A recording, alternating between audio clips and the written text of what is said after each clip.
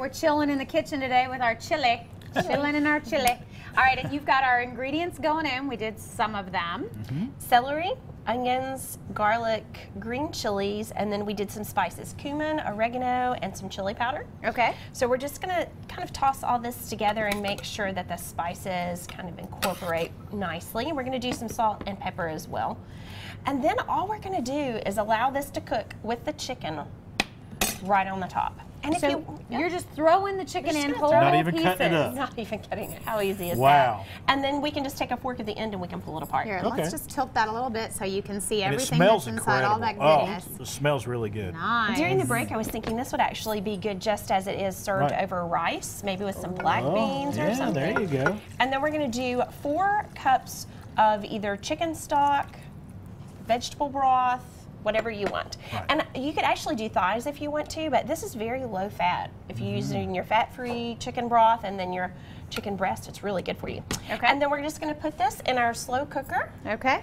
And on high, it's going to go about 4 to 6 hours, or you can do it on low 6 to 10, and that's it. And I will tell you, my new favorite thing is putting big chicken breasts in the crock pot and just letting it go, and it just shreds perfectly. It's all done. You don't have to cut and chop and clean, and Then you can use it you make 1,000 ways. burritos or Anything. anything. I mean, just anything. So.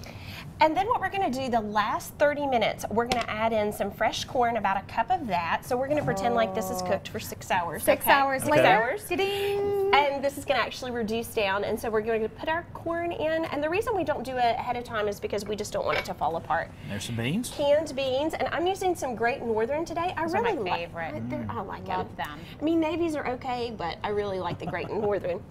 There you go. And the skin is a little softer and they're a little larger. So we're just going to put the lid back on that for Back about on. 30 minutes. So this is the time that you're getting everything ready if you want to serve it with a salad or something like that. And then what we're going to do is we're going to add our salt and pepper.